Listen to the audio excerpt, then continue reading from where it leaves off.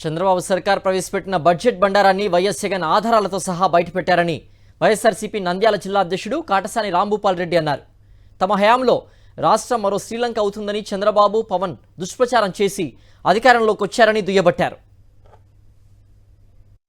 చంద్రబాబు నాయుడు ప్రవేశపెట్టిన బడ్జెట్ బండారాన్ని కూడా జగన్మోహన్ రెడ్డి గారు సాక్ష్యాలతో సహా తాను లేవెత్తిన ప్రతి ఒక్క అంశాన్ని కూడా పక్కా ఆధారాలతో జగన్మోహన్ రెడ్డి గారు చూపించడం జరిగింది. మనం చంద్రబాబు నాయుడు మొత్తం ఈరోజు బడ్జెట్లో చెప్పినటువన్నీ కూడా అబద్ధాలనేది మాత్రం మనం అందరం కూడా తెలుసుకోవాల్సిన అవసరం ఉంది.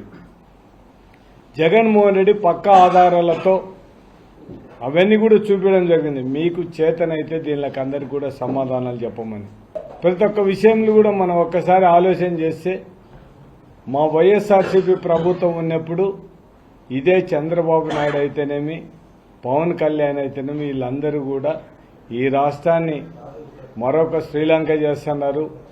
ఇష్టం వచ్చినట్టు బట్టన్లొక్కి ప్రజలకు అందరూ కూడా డబ్బులు వేస్తున్నారు. ఈ రాష్ట్రం త్వరలో మరలో శ్రీలంక కాబోతుందని చెప్పి మాట్లాడిన నాయకులు వీళ్ళే.